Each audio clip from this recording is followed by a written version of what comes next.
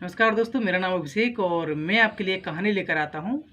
तो आज जो कहानी लेकर आया हूँ वो इस तरीके से है कि एक बार क्या होता है कि समुद्र में बड़ी तेज़ बाढ़ आती है और बाढ़ जब उतर जाती है तो हज़ारों लाखों की तादाद में लोग बाढ़ के बाद का नज़ारा देखने के लिए समुद्र किनारे उपस्थित होते हैं, घूमने जाते हैं। बाढ़ जब आई तो हज़ारों और लाखों स्टार फिशेज को बहाकर किनारे पर लेके आई और उतर गई। तो वो उतरने के बाद किनारे पे समुद्र के ढेर सारी समथिंग लाखों की संख्या में स्टार फिशेज जो थी वो तड़प रही थी। इस नज़ारे को देखने के लिए लाखों लोग वहाँ पर प्रेजेंट थे, सभी देख रहे थे, लेकिन किसी के अंदर उन्हें बचाने की कोई उम्मीद नहीं जग रही थी। अचानक क्या देखा कि एक व्यक्ति जो हल्के नाटे कद का था, उसने एक एक स्टार फिश को उठा के समुद्र में फेंकना शुरू कर दिया। जब समुद्र में फेंकना शुरू किया तो इस चीज़ को देख के कुछ लोगों ने हंसना शुरू कर दिया और कहा, केवल एक व्यक्ति के करने से कुछ होने वाला है क्या? यहाँ लाखों की तादाद में स्टार फिशेज पड़ी हैं और अगर आप कुछ को फेंक भी देते तो उससे कोई फर्क पड़ने वाला नहीं है। लेकिन वो व्यक्ति जो फेंक रहा था उसने बड़े सौम्यता के साथ आंसर दिया कि जिस मछली को फेंक दूंगा उसे तो फर्क पड़ेगा ना। और ये अपने आप में एक विशेष नज़रिया था उस कंडीशन को देखने का, जहाँ हजारों और लाखों लोगों का नज़रिया कुछ होता है और किसी एक का ही ऐसा बिरला नज़रिया होता है जो उस नज़रिए के कारण उसे सबसे अलग कर देता है। दोस्तों, ये तो थी सिर्फ एक कहानी, लेकिन असल ज़िंदगी में भी जब हम उतर के आते हैं, अपने व्यवहारिक जीवन में ऐसी ढेर सारी चीज़ें देखते हैं, तब हमारे सामने कई बार ऐसा होता है जब हम किसी काम को अपने तरीके से करना चाहते हैं या कोई ऐसा विशेष व्यक्ति होता है जो किसी काम को करना चाहता है और करना शुरू करता है, तो हज़ारों लोग बोलने के लिए मजबूर हो जाते हैं कि ऐसा कर तो रहे हो लेकिन उससे कुछ फ़ायदा होने वाला नहीं है। लेकिन ये इंसान के नज़रिए, इंसान की क्वालिटी के ऊपर डिपेंड करता है कि वो उनकी बातों को सुनकर अपने आप को रोक लेता है या नहीं। जिस व्यक्ति ने ये चीज़ कही कि जिस मछली को फेंक रहा हूँ उसको तो फर्क पड़ेगा ना, उसकी एक लाइन ने इतना असर दिया, बाद में इतना असर दिया कि उसे देख देख के अधिकांश लोगों ने उसका साथ देना शुरू किया और लोगों ने यही चीज़ समझी कि जिसको हम फेंक देंगे उसको तो फर्क पड़ेगा ना, उसकी तो जान बच जाएगी ना।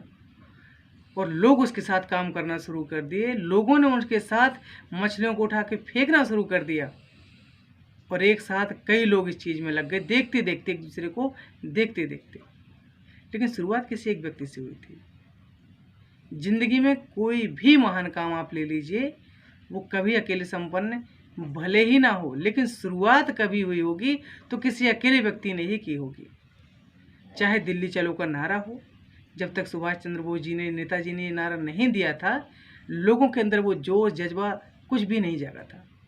लेकिन उन्होंने जब ये नारा दिया तो उनकी एक आवाज़ पे लाखों लोग तैयार हो गए कि हाँ दिल्ली चलो। उनने कहा तुम मुझे खून दो, मैं तुम्हें आज़ादी दूंगा। तो उनकी इस कॉन्फिडेंस को देख के हज़ारों लोग उनके साथ काम करने के लिए तैयार हो गए, उनकी फौज में सम्मिलित हो गए। ये चीज़। दूसरा एग्जाम्पल आता है दांडी यात्रा से, जब महात्मा गांधी जी के लिए ये चीज़ कही गई कि चल पड़े जिधर दो डगमग में, चल पड़े कोटि पग उसी ओर, वो गड़ गए जिधर दो दृग अंबर में, गड़ गए कोटि दृग उसी ओर। अर्थात जहाँ उनके 2 कदम चल दिए वहाँ कारवां अपने आप ही खड़ा हो गया। आप जब भी किसी चीज़ को करने की कोशिश करें और आपको ये चीज़ लगे कि मैं अकेला हूँ, मैं अकेला क्या कर सकता हूँ, तो ये सोचें कि अकेले आप शायद कुछ नहीं कर सकते, लेकिन शुरुआत अगर कोई करेगा तो वो अकेला ही करेगा। इसलिए कभी भी शुरुआत करने से हिचके नहीं, कभी पीछे मत रहें। साथ ही आपको एक एग्जाम्पल दे देता हूँ कि अगर कभी ये चीज़ आए कि मैं अकेला करूँगा और मैं पता नहीं कहाँ तक इस चीज़ में आगे जा पाऊँगा, या लोग इस तरीके की बात करने लगे कि आप जो कर रहे हो शायद इससे आगे नहीं बढ़ सकते हो, आप अपने आप का ध्येय खुद ही निश्चित करें, अपने आप के जो लक्ष्य हैं खुद ही तय करें और उनके लिए चलना खुद से तय करें। अगर आप अकेले चलना शुरू करेंगे तो धीरे धीरे आपके पीछे कारवां जुड़ना शुरू हो जाएगा। कैसे? जब आप खिड़की पे जाते हैं टिकट लेने के लिए रेल का, तो ये देखते हैं कि आपके आगे ढेर सारे लोग लगे हैं, लेकिन जहाँ आप लगे हैं शायद सबसे पीछे लगे हैं। और ये देख के मन में एक विचार आता है कि ऐसा तो नहीं कि मैं सबसे लास्ट में खड़ा हूँ, मुझे पता नहीं टिकट मिलेगा कि नहीं मिलेगा। और ये चीज़ आपके माइंड में एक बार नहीं 2 से 3 बार आती है। ऐसा तो नहीं कि मैं टिकट लेने के लिए खड़ा ही रह जाऊँ और वहाँ से ट्रेन निकल जाए। लेकिन अगर आप उसमें खड़े रहते हैं लाइन में टिकट लेने के लिए, आप धीरे धीरे आगे चलते जाते हैं, आपके आगे की भीड़ अपने आप ही छटती जाती है। और एक टाइम ऐसा आता है जब आपके टिकट खिड़की के पास जस्ट सामने होते हैं, आप जब टिकट लेके वहाँ से निकलते हैं तब ये देखते हैं कि जितने लोगों के पीछे आप लगे थे उससे ज़्यादा लोग आपके पीछे लगे थे। और ये कारवा तब बना जब आप धैर्य के साथ किसी चीज़ में लगे रहे। ज़िंदगी में 1000 बार ऐसे टाइम्स आएंगे जब मन काम करना बंद कर देगा, जब कई प्रकार की नेगेटिविटीज आपके ऊपर छाने लगेंगी। लेकिन उस टाइम पर सिर्फ याद रखना कि हमें इंजन बनना है, ना कि डिब्बा।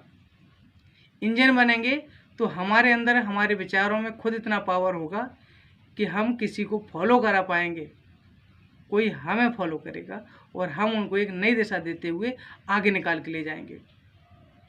तो कभी भी अगर आपके अंदर कोई काम करने का इरादा है तो उसे बिल्कुल ही मन से कर डालिए और बिल्कुल मत घबराइए।